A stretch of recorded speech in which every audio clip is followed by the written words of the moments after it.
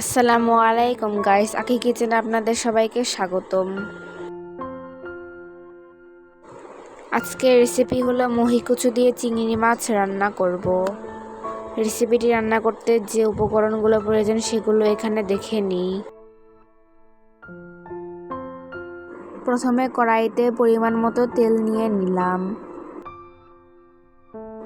এরপর তেলের মধ্যে পেঁয়াজ কুচি দিয়ে দিলাম।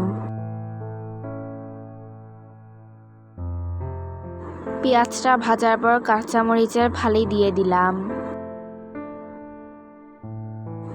ভাজার পর 1 চা চামচ আদা বাটা দিয়ে দিলাম।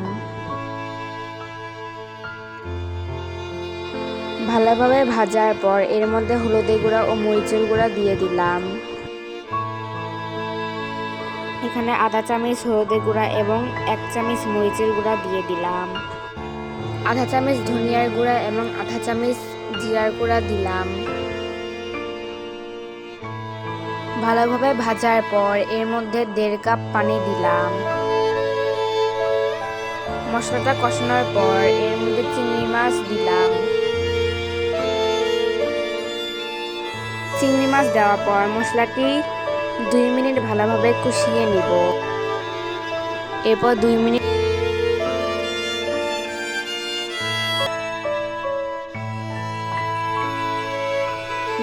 পর এর মধ্যে কচু দিব। আর হ্যাঁ, কচুটা আমি ভাপ দিয়ে নিয়েছিলাম।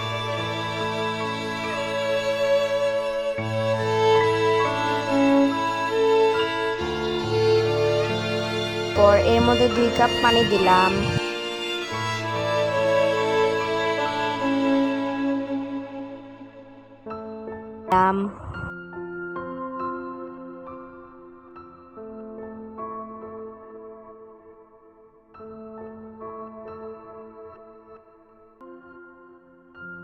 জিরা বাড়ির তরকারি।